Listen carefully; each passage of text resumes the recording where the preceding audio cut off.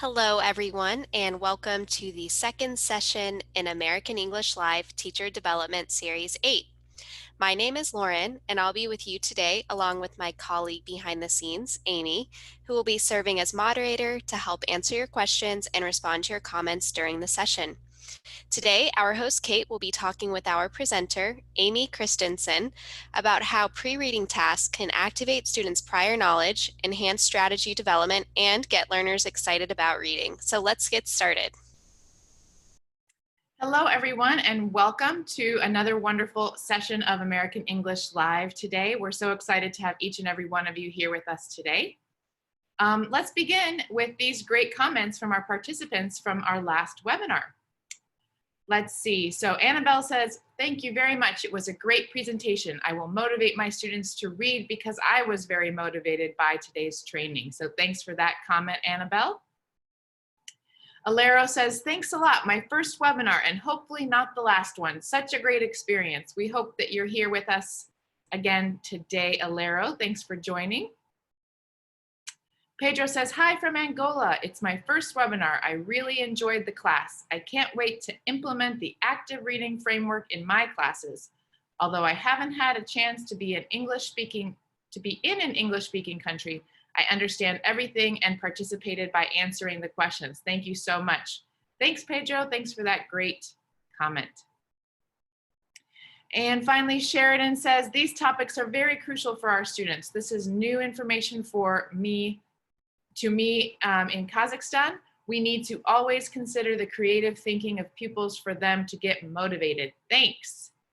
Wonderful. So we love to see our teacher participants actively engaged in professional development, and we encourage you to continue to engage with your community virtually. Please send us any photos that you may have from viewing sessions, but whether those viewing sessions are virtual or in person. And if they're in person, we certainly hope you're staying safe. And of course, we want to see all of your wonderful comments, so maybe we can share your comments or photos in the next session. If you do share your photos, please tag us at American English for Educators and email American English webinars at fhi360.org with any of those photos. All right, so today is our second session in American English Live Teacher Development Series 8. Throughout the series, we'll explore sessions related to the themes of teaching reading in the English as a foreign language classroom, communicative language teaching, fun and varied approaches for common grammar topics, and pair work and group work to encourage student-to-student interaction. We hope you're able to use the practical ideas that we share. Which session are you most excited about? Let us know in the chat box. So here's what to expect today. Each session is about 60 minutes long and is often related to an American English eTeacher Massive Open online course or a Teacher's Corner theme on our American English website. The presenter will present the material, and I, as your host, will ask questions and make comments too. But we really hope to hear from you, our audience, so that we can address all of your experiences, thoughts, ideas, and questions. So please let us know what you're thinking in the chat or the comments. When our session comes to a close in about an hour, you'll have an opportunity to receive a digital badge for your participation. At the end of the session, we'll share a link in the comments and at the top of this post. Click on that link and complete a short quiz about today's session. You must answer 2 out of 3 multiple choice questions correctly in order to receive a badge. And once you've done so, you should expect to receive your badge via email within about a week. Finally, before we begin, we'd like to encourage you to enroll today for our facilitated free massive open online course, Teaching Grammar Communicatively. In this course, you'll work with teachers around the world to explore how to adapt grammar instruction to meet student needs while focusing on integrating critical thinking skills. You'll also learn about task-based grammar learning and will evaluate different error correction strategies. The 5-week course began on May 11th, but you can still enroll using the link shown here on the screen, and we can't wait to see you in this course. And now for today's session, Making Reading Fun, Engaging Pre-Reading Activities for English Language Learners. Pre-reading tasks allow students to draw on their own knowledge and experiences, create connections, and familiarize themselves with relevant vocabulary before beginning a text. Excitement for reading builds as students form questions and gain insights. In this session, we will learn why pre-reading activities are beneficial, explore student-centered pre-reading activities that can easily be modified for any age group, class size, skill level, or technology access level, and discover how to adapt fun and effective pre-reading activities to help all of your students get excited about reading. And now it's my pleasure to introduce our presenter, Amy Christensen. Amy has been an educator for 15 years, teaching students throughout Asia and in the United States. She currently leads the intensive English program at the University of Wisconsin-Eau Claire. And Amy also served as a U.S. Department of State English Language Fellow in Thailand from 2015 to 2017. Amy holds an MA in TESOL from the University of Wisconsin-River Falls and a BA in theater from Northwestern College. Her interests include rhetoric and writing, English for professional purposes, technology and education, and finding new ways to foster student engagement. So welcome, Amy. We're so happy to have you here with us today. Thanks for being here. Thanks for that great introduction, Kate. I am really excited to be here with everyone. Thank you for joining us today to learn about how to make reading fun and engage in pre-reading activities for ELLs. I think as English teachers, we all have some students that love reading, just can't get enough of it, right? But we also have some of those students that really dislike it. So my hope is that in today's session, you are going to learn some activities and some strategies that will help you to get your students excited about reading. So I have 3 goals for today's session. That is to explain why pre-reading activities are beneficial for students, for all students, to share activities that can be easily adapted for any classroom. So just like Kate mentioned, adapting for large or small class sizes, for all levels and all different access to technology. And then thirdly, to inspire you to try out some new activities in your classroom. I know I'm always looking for new activities to try out, and I hope that you will try one of these in your classroom. So before we get started, I want to ask you a question. What kind of texts do students read in their daily lives? So if you want to type in the chat and let us know, that would be great. What kind of texts do your students read in their daily lives? Yeah, great question. We'd love to hear from you, everybody. What kind of texts do your students read in their daily lives? Let's see, Maria says Instagram posts, tweets, stories, the newspaper, texts from textbooks. Yeah, great. Novels, stories, comics, a lot of great responses. Ooh, I know I comics, read a yeah. lot of text messages and emails myself. Yeah. People are in the same boat. Yeah, looks great. Wonderful responses, everybody. Thanks for sharing. Yeah, thanks. Fantastic. Here are a few things that my students are looking at in their daily lives. So I teach at a university right now, so certainly my students are reading textbooks. Sometimes they're reading those textbooks in an online format or in an e-reader or tablet, magazines or research articles. They are looking at websites. Sometimes they're looking at information about products online or shopping online or blogs or reading reviews. They're definitely looking at social media and text messaging, just like all of your students are, especially right now. They're looking at brand messaging is something that we read on products. So like t-shirts or other kinds of products that might have a message that's on them. Newspapers, and then students are looking at things like signs and menus at restaurants.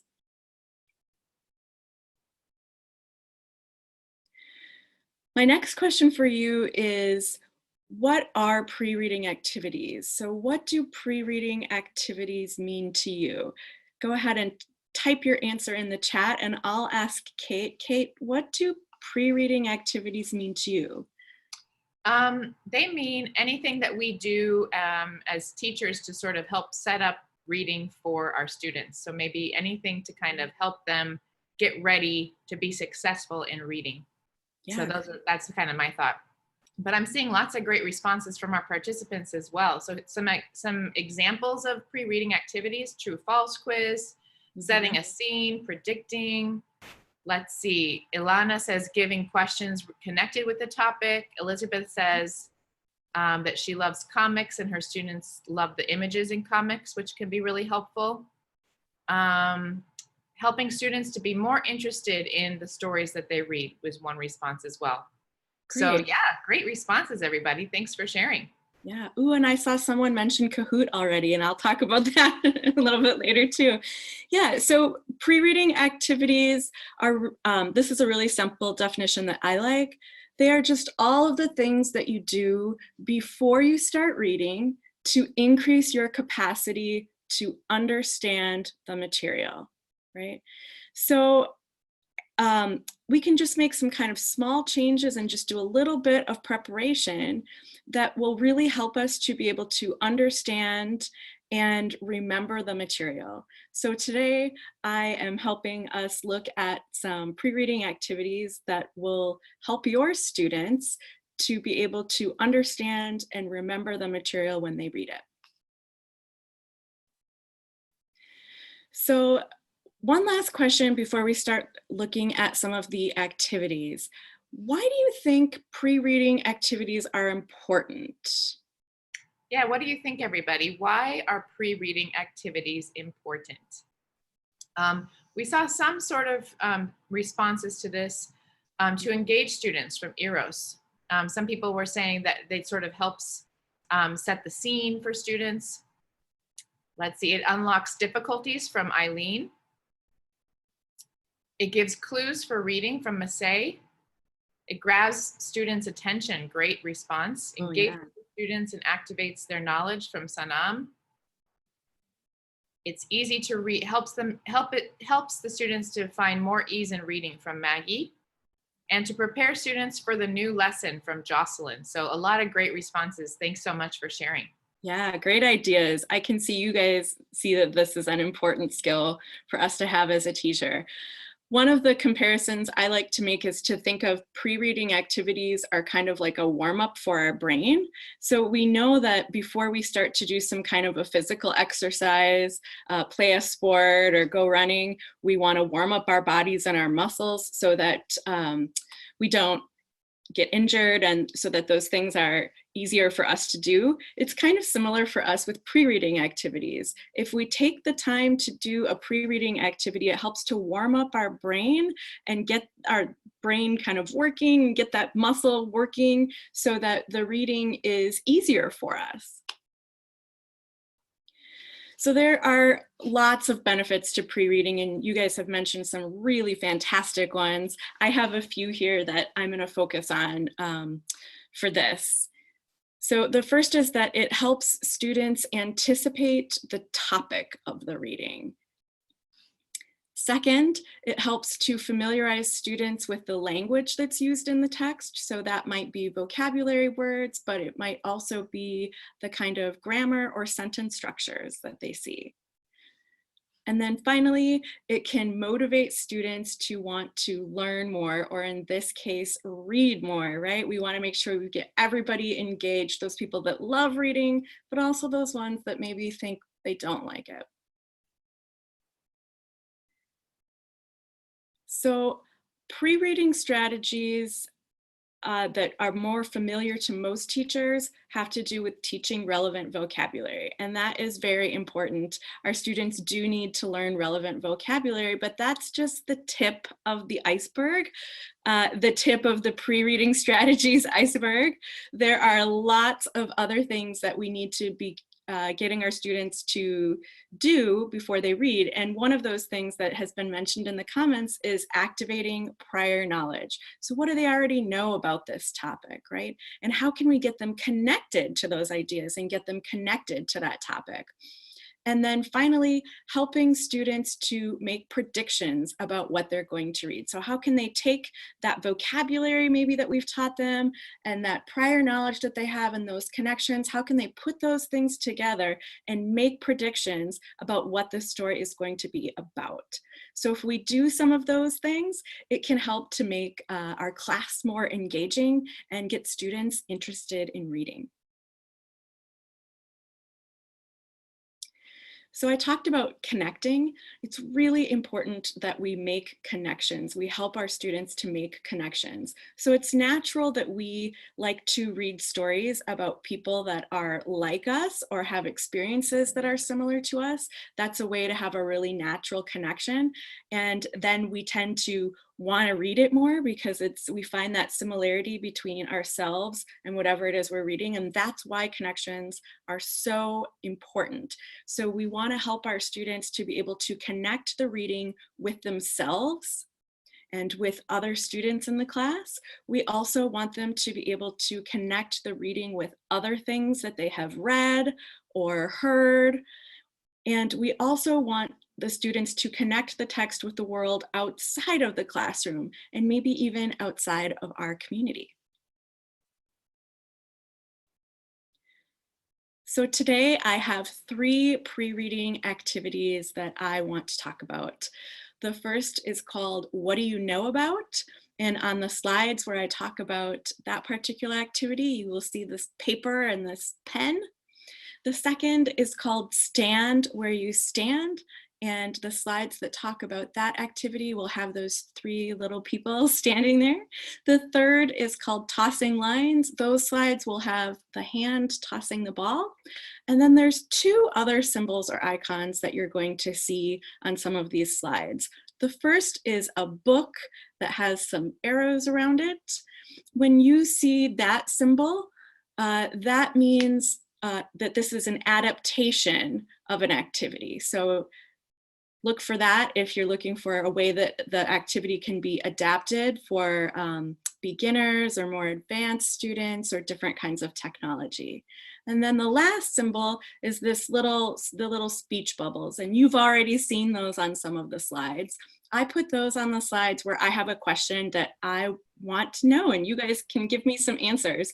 So when you see that symbol, that's when I want you to put in your answers to questions that I ask. Okay, I think everybody's really excited for these activities. I know I definitely am, Amy, so yeah. Great. All right, well, let's get started. Mhm. All of the activities that I am going to talk about today are from a book called Charlotte's Web, or not from a book. They're based on this book that my students have read called Charlotte's Web. This is kind of a classic American story. It's a really sweet story. Don't worry if you aren't familiar with this story. I'll give you this quick recap. Charlotte's Web is the story of a little girl named Fern who loves a farm pig named Wilbur. They become best friends. And with the help of a talented spider, Charlotte, Fern and the other farm animals make plans to save their friend Wilbur. This is a great story if you haven't read it. It was one of my favorite stories when I was a child, but you can do the activities from today with any story anywhere. If you are interested in finding some materials that you could use in your class, you can check out americanenglish.state.gov. So if you have beginning level students, this might not be a great text to use because it is a little bit more difficult, but you can find some great texts for your students to use on americanenglish.state.gov.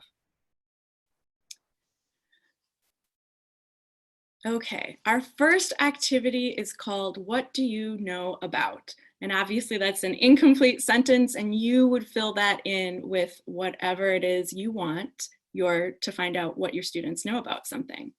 So this is a great activity to help students get connected to a topic. and start to think about a topic and what they might know about that topic. It's really easy to prepare for, and it gets students really engaged and really active, and it is a great activity for all different kinds of class sizes. I've done this activity with a class of 90, and I've done this activity with a class of 12. So to prepare for this activity, you want to find pictures related to the text that you are about to read. So we talked about Charlotte's Web. So I found some pictures of a barn and a little girl, some farm animals here, and then you can see a couple of other things that might seem a little odd. There's the spider and there's a fair. So these are all pictures that are related to the story of Charlotte's Web. And you put those pictures up in different areas around the classroom, and you put a blank piece of paper below the picture so that the students can write on it. One tip I will tell you is if you are going to not have this be the first activity that you do in your class, you might want to like cover up the picture and then uncover it when it's time to do the activity, because the students get really curious about why these pictures are up in the classroom. So you post these pictures around the classroom. There's no magic number for how many pictures. It is totally up to you. Depends on how many students you have in your class. So you post the pictures, and then students walk around, they look at the pictures, and they write anything they know about that picture. So it might be a word, it might be a phrase, it might be a full sentence. They might not write anything, and that's okay. So if a student looks at a picture, they maybe don't remember a word related to that picture, or they're not sure what it is, that's okay. They can skip it and move on to the next picture. Students that know a lot can write a lot, but students can really work at their own pace and their own ability level, and you can get everybody doing lots of things at the same time. So let's actually try this activity out all together, see what we can come up with. So I have a couple of pictures here, and go ahead and write words or phrases you would use to describe these pictures. All right, what do you think, everybody? What words or phrases would you use to describe these beautiful pictures? I really like these. I think those are really nice images here. Let's see, barn, spider, what other, maybe some descriptive words or some color words, farm, house, red, calm, relaxing countryside. I like that from spider and web, tranquil, placid, very nice. Let's see. Neil Joe says this activity seems to be similar to a gallery walk. Yeah, it is kind of similar. Yeah. That's a great idea. Let's see. Arum says the barn is on an isolated farm. I am scared of spiders. I think a lot of us are, for sure. Yeah. Wonderful. Yeah, really, really nice. Cloudy, tranquil, forest. Wonderful. Very nice ideas, everybody. Thank you. Fantastic. Great descriptive phrases and words. So you can see how easy this is and how quickly we have gotten so many different words. So this is a really fun activity to see what your students know about this topic and to get their brains thinking about what they know about this topic. So I want to show you a couple of examples that some of my students have come up with to describe these pictures. So they had some of the same things that you had. So red, barn, fence, farm. And then for the spider, web, spider, don't like, scary. So one of the nice things is that students can write descriptive words, but they can also connect their feelings. So not just what do you see, but what do you feel, or what does this remind you of? So it's really great to be able to find out how our students might feel about a topic. And when I'm finished with this activity, I walk around the room and I review the words that the students have written. Now, the nice thing is that students don't put their names on this, so they don't have to be embarrassed if they spell a word wrong, or they don't have to be embarrassed if they can't think of something to say. We approach this activity as a whole class and as a community and figure out what do we all know together. So I walk around and I review the things. It helps me to see the vocabulary that students already have, maybe vocabulary that I need to teach them. And one of the great things about it is that the students are teaching each other. So as they walk around and they can learn words that their classmates are putting up, or if I see a word and I think maybe everyone in the class doesn't know, but I know one person wrote this word, like maybe it's fence, for example, I can say, what's a fence? And at least one person knows because they wrote it up here for the picture. So it's a great way for the students to teach each other, and it gives them little moments to be experts and to be able to share with their classmates. So let's look at a way that we could do a more advanced version of this. So we still want to activate that background knowledge, but maybe you are working on sentence level writing and you want to focus on some grammar. So that this semester I have a writing class and some of my students are working on writing compound and complex sentences. So in that case, I would ask my students to write a complete compound sentence about each picture. So I have a couple of examples here. The first is, my mother grew up on a chicken farm and she worked hard. That's actually true. My mother did grow up on a chicken farm, and this is actually a picture of a farm in Wisconsin, which is the state where I live.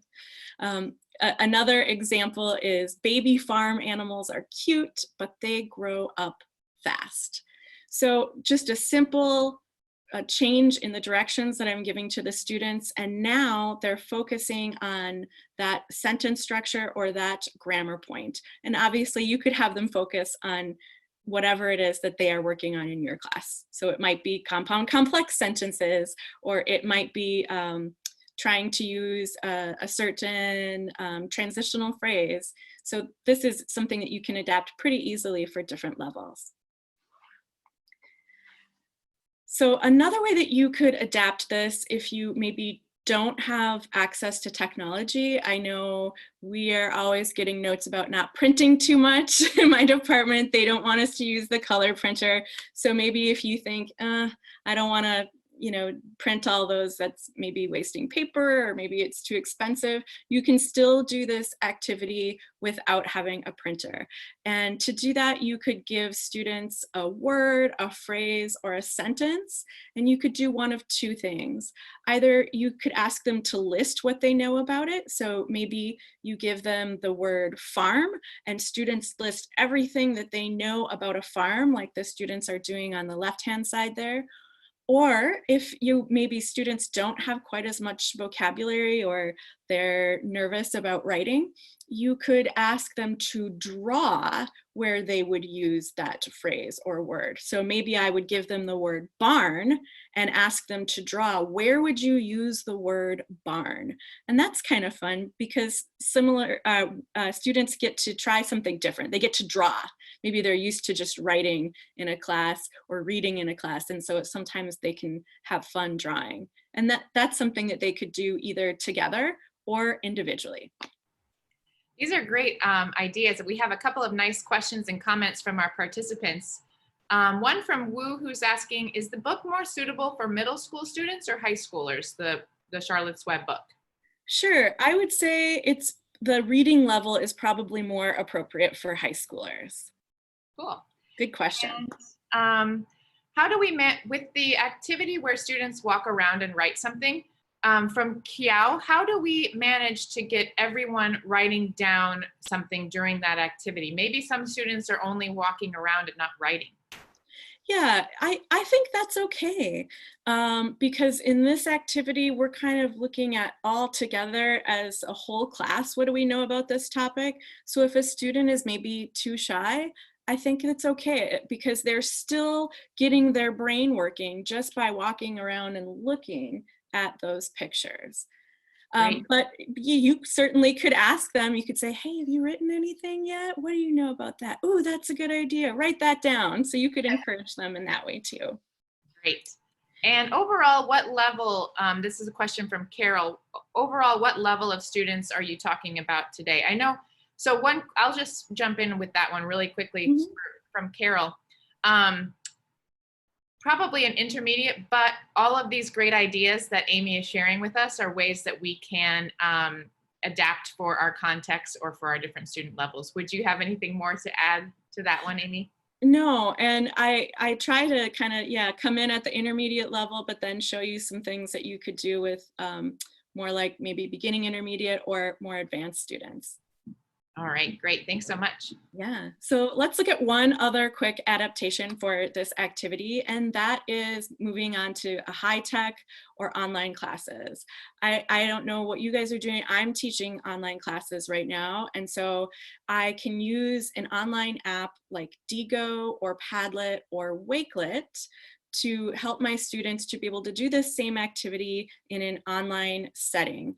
So you do have to sign up for an account to be able to use these apps, but they are free or have free versions. So the nice thing about these apps is they allow students to actually type, or in some cases write, on a PDF or a picture board that you can make online, and they're pretty easy to use. Let's take a look at a closer picture of Padlet. So this is a Padlet page that I created for my class.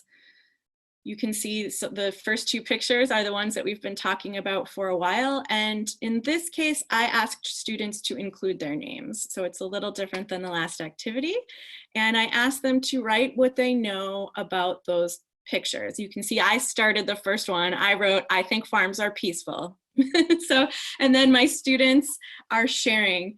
So the thing that's cool about being online is students can share pictures back on this board, or they can put a link to a website. So you can see down on the lower left-hand side, my student Camilla wrote, I visited this grape farm. It was so beautiful. And then she included a picture from her visit, which is great.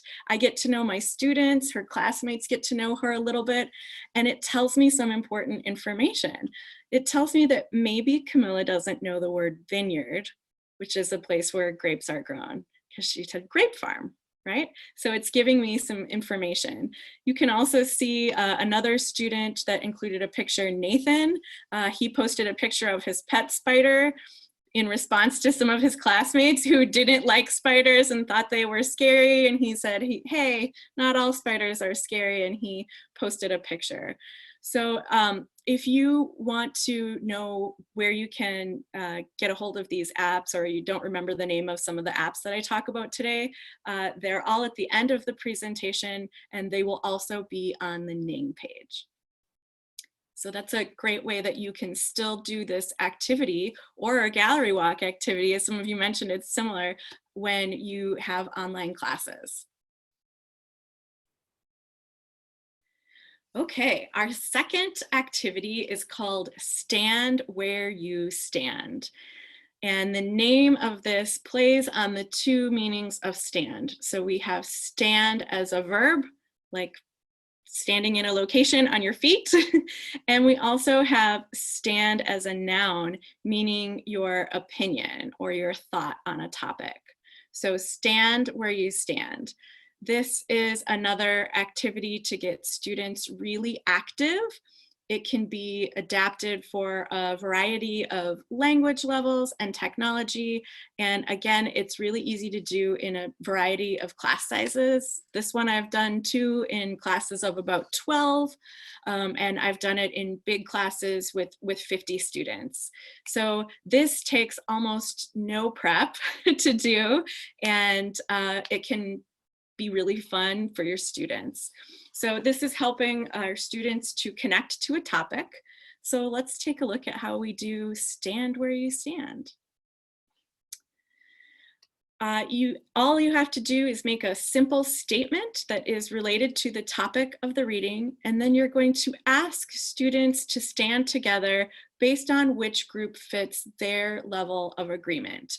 Now, you are going to have to designate certain areas in your classroom for the answers. So you might say, over here is strongly agree, over here is strongly disagree, behind me is agree, in front of me is disagree.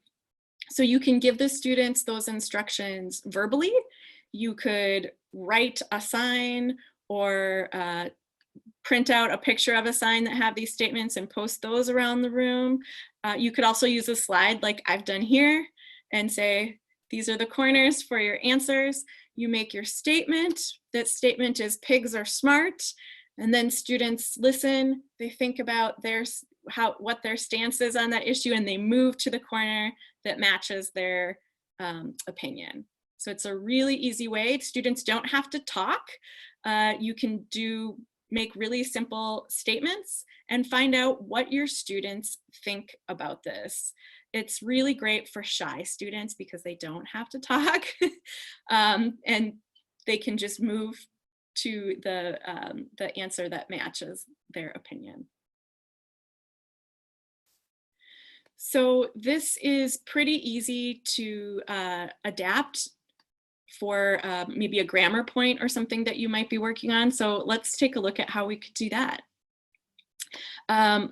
If you have advanced students and you want to practice having them support their ideas, so maybe you're asking why, and you want them to say because and give their opinion, you could make statements and ask students to explain their choices. So you still have your statement about pigs are smart and students have moved, but then I ask them, well, why? Why do you think pigs are smart? Or why do you think pigs are not smart? What makes you think that? And students have to think about how they can support their answers. Why do I think that?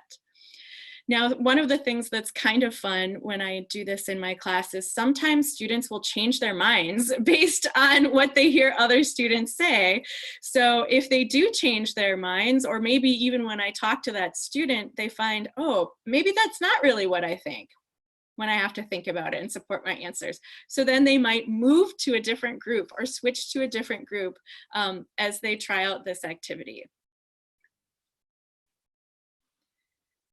And just real quickly, we're getting lots of really nice comments about this one. So let's see, Kua says, I love that extended activity. Sunbeam says the activity channels conversation. Yes. And a lot of other people are also talking about how this could even help you maybe start a debate or something like that for more advanced students. So yeah, really a lot of great responses to this activity.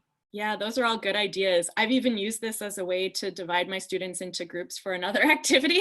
I'll just ask them to do go to the corner that matches their thought on something, and then it's a way to divide them up into groups. Yeah. Great. So let's look at a way that you could do a grammar focus. So they're still connecting to the topic, but maybe I want them to focus on questions and adverbs of frequency, for example. So instead of making a statement, I'm going to ask students a question of frequency, and then I'm going to ask the students to stand together based on the group that fits their answer. And then if I do have those advanced students again, I would ask them the question and ask an individual student or maybe one group to answer using the adverb of frequency that matches their answer. So it would look something like this next slide. So how often do you feed animals? So the students think about it and they move, and then I might ask one group. So I might look at the sometimes group and say, how often do you feed animals? If I know they're shy, they might answer all together, I sometimes feed animals. If I know that they're not so shy, I might ask an individual student and ask that student to answer. So it looks like this. So I would say, Kate, how often do you feed animals? I Feed animals every day. One animal. One animal. One animal. Yes. Tell me more about your experience feeding animals. Well, I have a wonderful dog named Cody, and he loves to eat. And I give him food in the morning and at night, but he wishes I gave him food all day. Yeah. Right? So we can learn something about our students and their experiences related to this topic. So it's a chance for students to share about their own lives. It's a chance for me to learn about my students, and it's a chance for the students to learn about each other. Especially when we talk about animals. That's a popular topic, I think, in most classrooms. Our students like to talk about their pets or their experiences with different animals. So you can see it's easy to do this activity with no tech. You don't have to have any tech. You can simply just ask the question and give the verbal corners for each answer. You can also do this online. Now it'll look a little bit different. You would use an app like Kahoot or Poll Everywhere to survey the students. Somebody mentioned Kahoot earlier, so some of you maybe already know about this. These apps, again, you do have to sign up, but they have free versions that you can use in your classroom.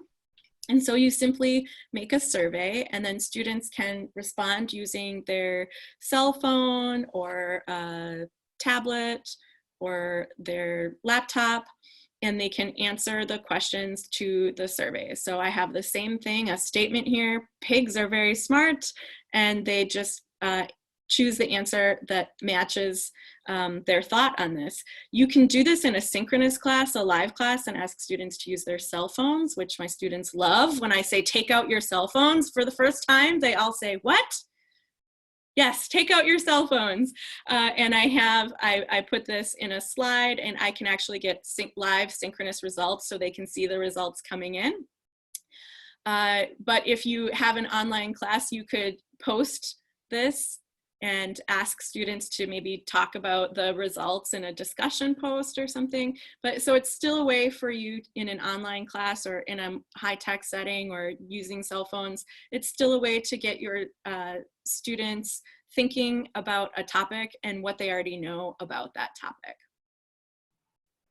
Nice, and I'm glad you brought this up, because I know Christy had a question earlier about how to do this online. So this is how to do it online. And Yeah. a few people were asking whether these apps are free to download or use. And like you said, a lot of the ones that you're mentioning today are either completely free, or they at least have a free version that you can use without having to pay anything. Yeah, great. So let's take a moment, and I want to hear more from you. You guys are asking really great questions. My question is, what topics are your students reading about in your classes? All right, great question. So what are your ideas, everyone? What topics are students reading about in your classrooms? So I saw some people talking about comic books earlier, or novels, that type of genre.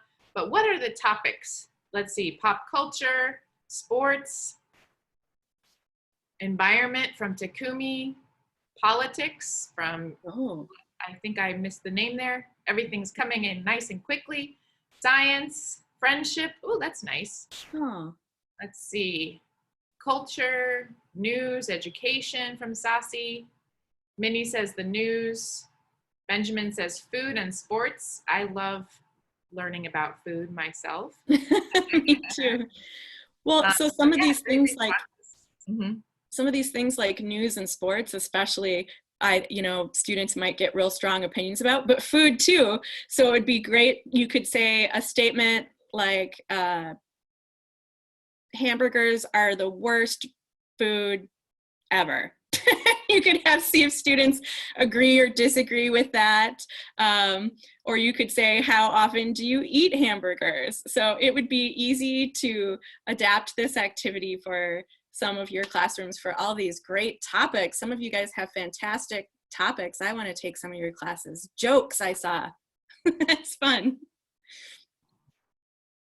Okay, well, let's take a minute and look at this third activity. Thank you guys for sharing. I appreciate hearing all the things that you're teaching and learning about for your classes. This third activity is called tossing lines. And this is my favorite activity. I have saved the best for last. So you might remember from the beginning during Kate's introduction, she mentioned that I have a bachelor's degree in theater. So before I became an English teacher, I had a short life in stage theater, in live theater. And as I transitioned into education, I got into theater and arts education. And the theater where I worked, we had about 30,000 kids every year that would come in and watch shows with us. And one of the things we had to do was to prepare them for the shows that they were going to see. In the United States, students usually start learning about Shakespeare in late middle school or early high school. And the language, as you know, in Shakespeare is really difficult. It's really different from modern English, and sometimes it's hard for students to connect. So this is an activity that was developed to teach students Shakespeare, but I've actually found it works really good for ELLs and any kind of story that they might be reading. So this activity is called Tossing Lines, and it is a way for students to preview lines or sentences from the text. And it's a great way to help students preview the language and actually try speaking the language before they read the text. So let's take a look at this activity. I mentioned that this comes from theater.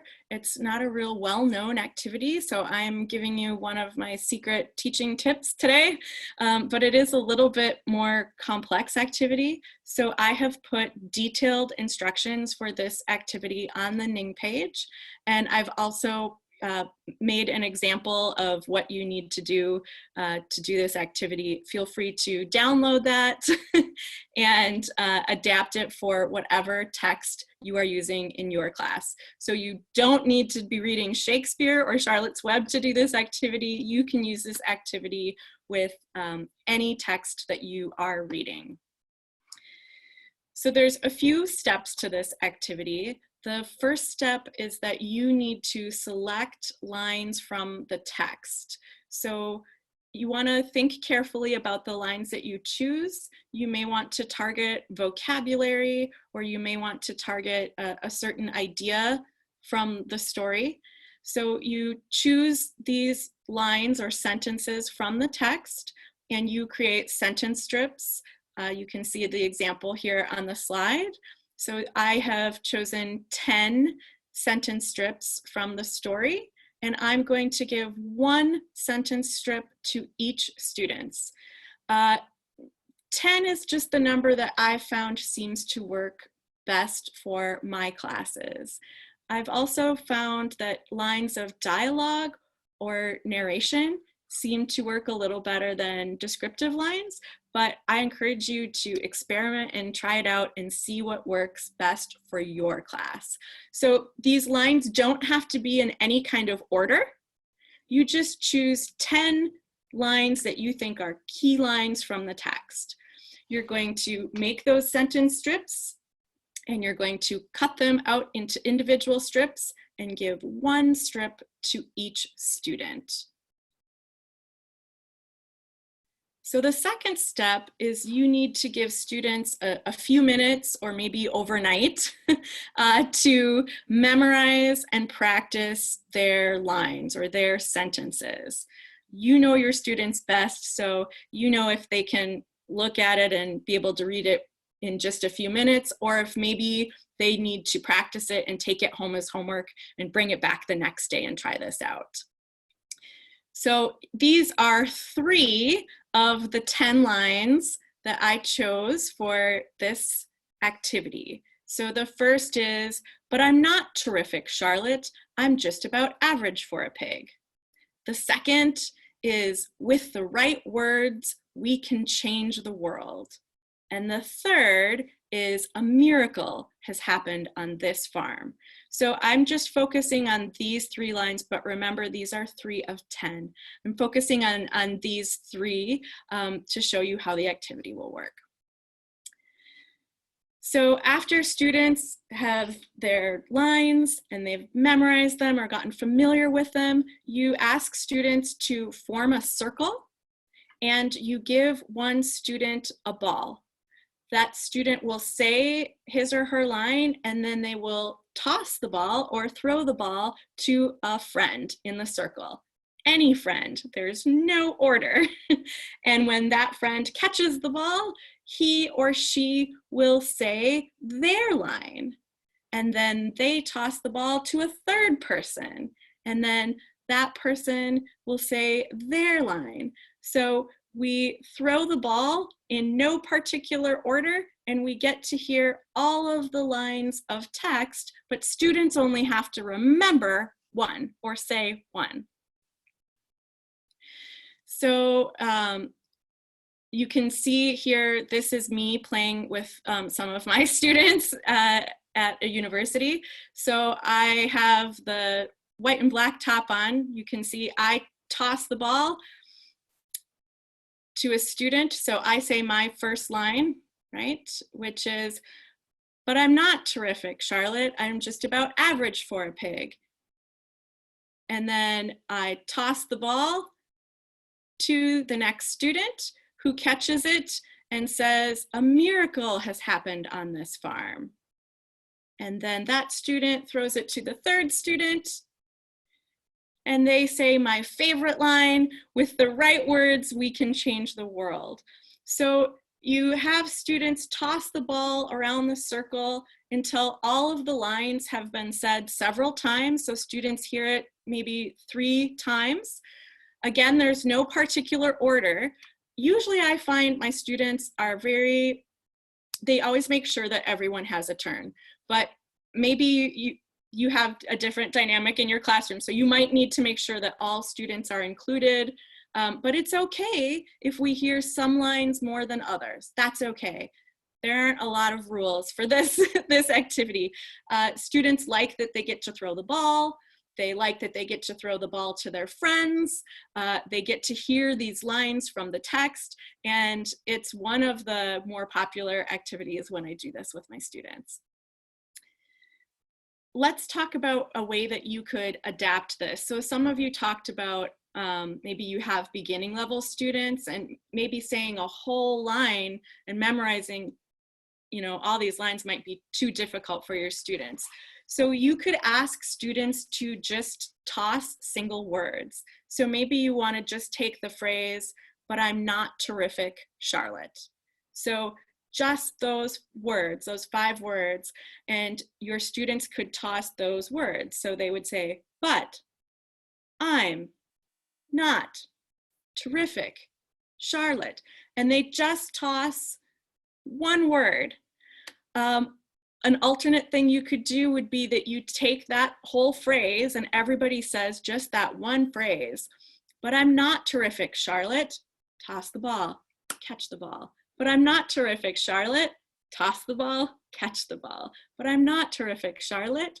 So that's another way that you could adapt this activity if you have students that maybe are a little bit lower level. Yeah, and it sounds also like sort of a nice way to practice speaking as well and pronunciation. Definitely, it is a good way. In fact, I sometimes use this not just in my reading classes, but in pronunciation classes as well. Yeah, that's a great point. Now, if you have more advanced students, or you have students that are really outgoing or really like to talk, you might encourage students to speak lines with different emotions and seek out ways that they could perform those lines. So you might ask a question like, what do you think this character is feeling? So for example, a miracle has happened on this farm. What do you think that character is feeling? Well, I think they're feeling amazed. Yeah, well, what happens to our voice when we're amazed? Oh, it kind of gets higher, lighter. Let's all try and say our lines like we're amazed. So I want to know how you might have your students say these lines in different ways. So we have those 3 lines, but I'm not terrific, Charlotte. I'm just about average for a pig. With the right words, we can change the world. And a miracle has happened on this farm. What are some new ways students could say these lines? Type your answers in the chat. Yeah, so Minnie says, I really like the idea of varying emotions, so that's great. So what are some other ways that you could have students practice saying these lines? What do you think? Maybe they could speak really loudly or really quietly. What else? Let's see, a lot of people who are saying they really like it, maybe a different rhythm, maybe quickly or slowly, or maybe Alfie says they can sing or chant or rap the lines. That's a great idea. Cool. Yeah. They could whisper them from Christy. They could have different stress on the words, like maybe, that's a great idea. Let's see what else. Performing, and maybe you can discover some of your students' talents, Mohammed says. Yeah.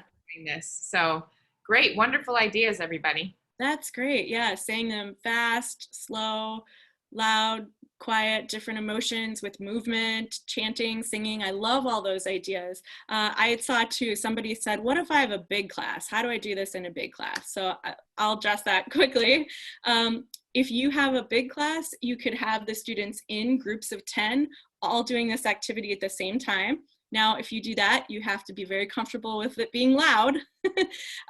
But another thing you could do would be to just have 10 students doing this activity and have the rest of the class watching. And then you could switch out and have 10 different students do it. So that would be a way that I would adapt this if I had a big class. So when students have finished tossing their lines, right? So now they're really familiar with these lines, and when they come across them in the reading, they can get through them really quickly. And they get excited that they recognize these lines that they've heard from class. You can ask students to maybe take 5 minutes and write their ideas and questions about the content of the reading. So if you want to know some questions that might help your students get writing, I have some examples of that in the Ning page in the description of this activity. So I hope you guys will try out tossing lines with your students. I think a lot of people will. I'm seeing some great comments from our participants about this activity. Good. And again, if you have an online class, you can easily adapt this by using Zoom or something in the gallery setting. And instead of actually tossing the ball, the students would just say, I'm passing the ball to Young, or I'm passing the ball to Kate, or whoever the next student is. So you could still try this in an online setting as well. So today we talked about 3 pre-reading activities. What do you know about Stand Where You Stand and tossing lines? We talked about ways that you can adapt those activities, and you gave me some great answers to the questions that I had. So my last question is, which of these activities will you try in your classroom? Yeah, what do you think, everyone? What are some of the, which activity are you most excited about trying? I think a lot of people are writing tossing lines. Oh, yay. Let's see. All of them from a lot of people. Stand Where You Stand. Great. A lot of people saying all of them, which is really always exciting to see. So that's great. That's great. So let's take a quick minute and review why we're doing these activities. These pre-reading activities help our students to connect to the text to themselves, to other things that they've read, and to the world around them. They also help students to anticipate the topic of the reading and start to think about what they know about that topic. They familiarize students with the language from the text, so tossing lines, like we talked about, can help them to learn about the grammar or the vocabulary that they might encounter in that text. And they can also motivate students to want to learn more, to get them excited about the reading.